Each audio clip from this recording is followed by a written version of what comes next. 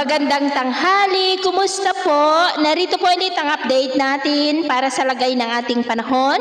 Ngayong tanghali po ng November 18, 2024 na kung saan sa ngayon ay wala na po tayong binabantayan na banta ng sama ng panahon na maaari po na makaapekto dito sa ating bansa for the next 3 to 5 days. Tuluyan na po na nakalayo ang bagyong Pepito. Sa ngayon ay meron pong daloy ng amihan o yung northeasterly surface wind flow na umaabot po dito sa northern part ng Northern Luzon. Easterlies naman ang hangin na umiihip sa silangan po ng ating bansa.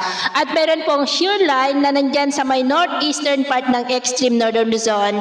Ang shear line ay umiiral lamang po yan kung mayroong amihan dahil ang shear line, yan po ay imaginary line ng boundary ng malamig na hanging amihan at mainit po na easterlies na nilandit po ng mga pag-ulan sa kung saan po yan umiiral.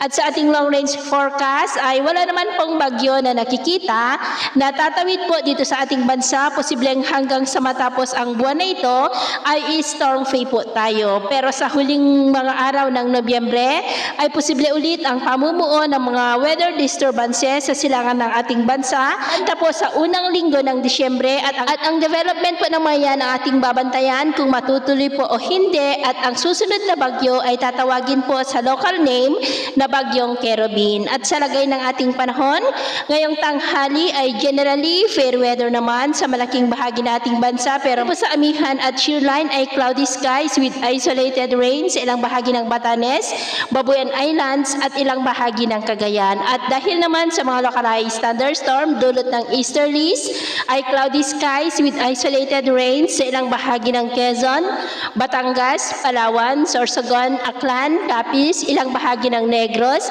Southern Cebu, Bohol, Leyte, Samar Provinces, Sulu Archipelago, Northern Mindanao, Caraga, Davao Region at Sorsogon na posibleng magtuloy-tuloy ang mga isolated rains lalo na po sa mga nabanggit na lugar hanggang sa susunod na mga oras, kaya mag-ingat pa rin po tayo.